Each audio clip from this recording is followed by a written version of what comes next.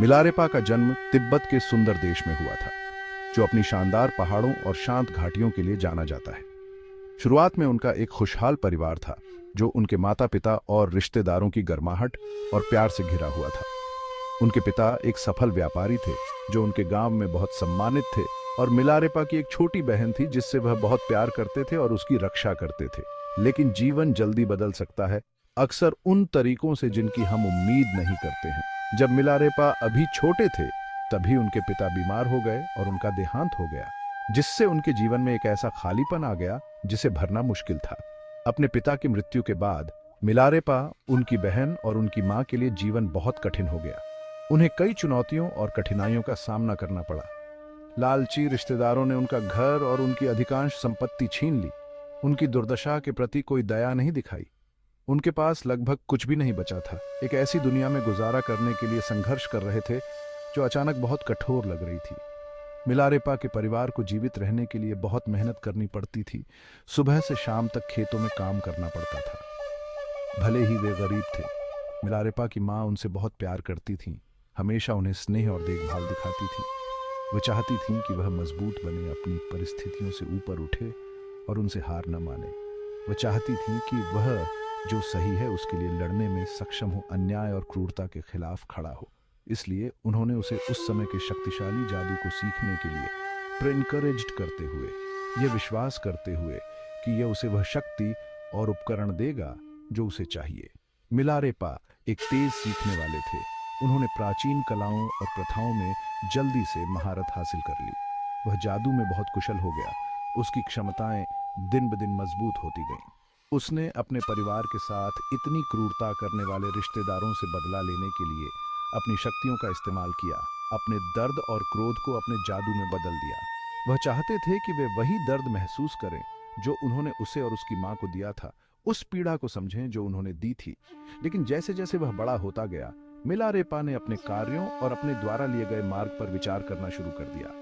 उसे एहसास हुआ कि बदला लेने से उसे शांति नहीं मिली है, और उसने जीवन का एक अलग तरीका तलाशना शुरू कर दिया। इस एहसास ने मिलारेपा के लिए एक नई यात्रा की शुरुआत को चिह्नित किया, जो उन्हें आत्मिक ज्ञान और आंतरिक शांति की ओर ले जाएगा। उन्होंने अपने मन और हृदय को बदलने की चाहत में खुद को ध्यान और आध्यात्मिक साधनाओं के लिए समर्पित कर दिया। समय के साथ मिलारेपा एक श्रद्धेय शिक्षक बन गए। उन्होंने अपने ज्ञान और अनुभव दूसरों के साथ साझा किए, उनका मार्गदर्शन किया ज्ञान प्राप्ति के अपने अपने रास्तों पर। उनकी कहानी परिवर्तन की क्षमता और करुणा और क्षमा के महत्व की एक शक्तिशाली याद दिलाती है। मिलारेपा की विरासत अनगिनत लोगों को प्रेरित करती रहती है।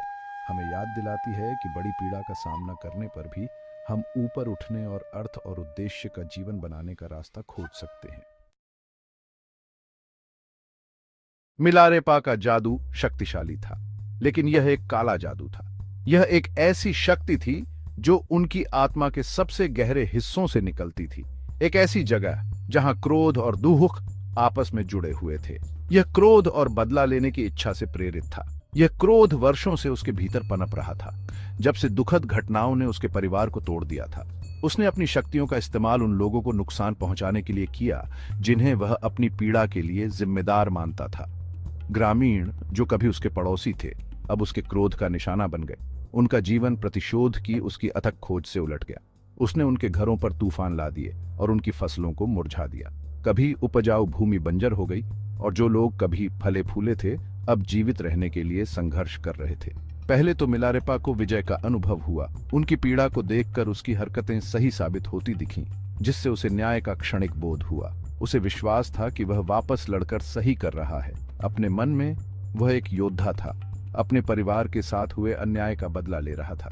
उन अन्यायों के खिलाफ खड़ा था जिन्होंने उसके जीवन को त्रस्त कर दिया था। उसने सोचा कि वह अपने पिता की स्मृति का सम्मान उन लोगों को दंडित करके कर रहा है जिन्होंने उसके परिवार के साथ अन्याय किया था। उनके पिता, सम्मान और ताकत के व्यक्ति की छवि ने उनके संकल्प को हवा दी, लेकिन गहराई से उसका एक हिस्सा असहज महसूस कर रहा था। जिस अंधेरे को उसने थामा था, वह उसकी आत्मा में रिसने लगा, उसके उद्देश्य की स्पष्ट भावना पर छाया डालते हुए। जिस अंधेरे को वह अपने भीतर लिए हुए था, वह उस पर भारी पड़ने लगा। उसके कार्यों का बोझ, जिन लोगों के जीवन को उसने बाधित किया था, वे उसके विवेक को कुतरने लगे। उसे एहसास हुआ कि उसके कार्यों ने, हालांकि न्याय की इच्छा से प्रेरित होकर, दुनिया में और अधिक दुख लाए हैं। उसके चारों ओर दिखाई देने वाला विनाश उसके भीतर के उथल पुथल का आईना था।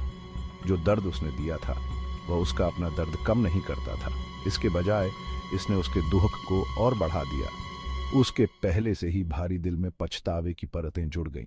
मिलारेपा को अपने तरीकों की गलती दिखाई देने लगी। उसने अपने द्वारा चुने गए रास्ते पर सवाल उठाना शुरू कर दिया, यह सोचकर कि क्या अपने पिता की याद में सम्मान करने का कोई और तरीका है।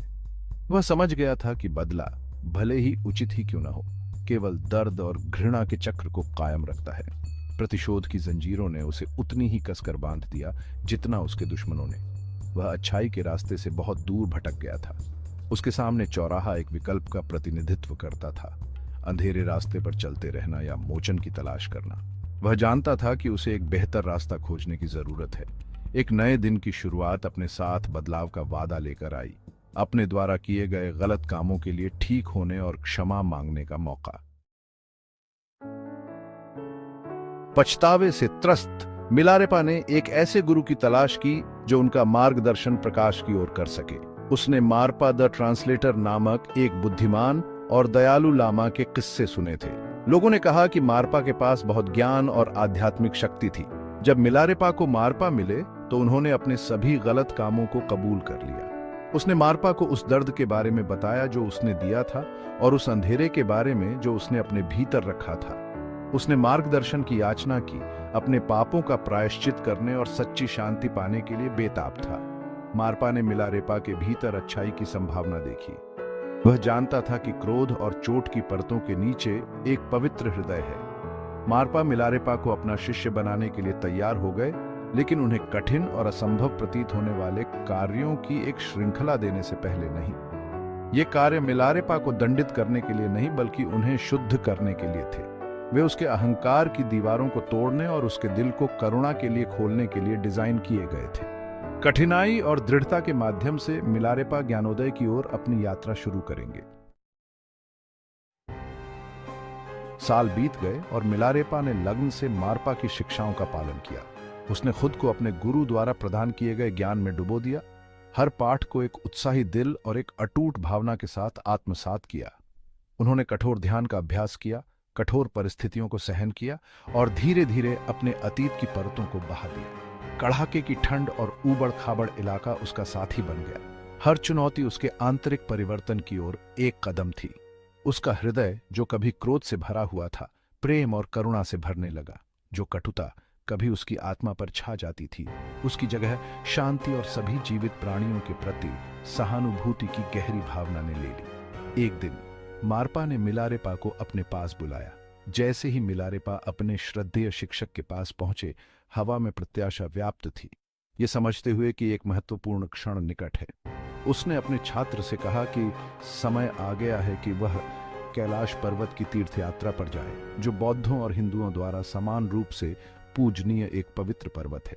यह यात्रा केवल एक शारीरिक यात्रा नहीं, बल्कि एक गहन आध्यात्मिक खोज थी। कैलाश पर्वत सिर्फ एक पहाड़ नहीं था, यह ज्ञानोदय का एक शक्तिशाली प्रतीक था।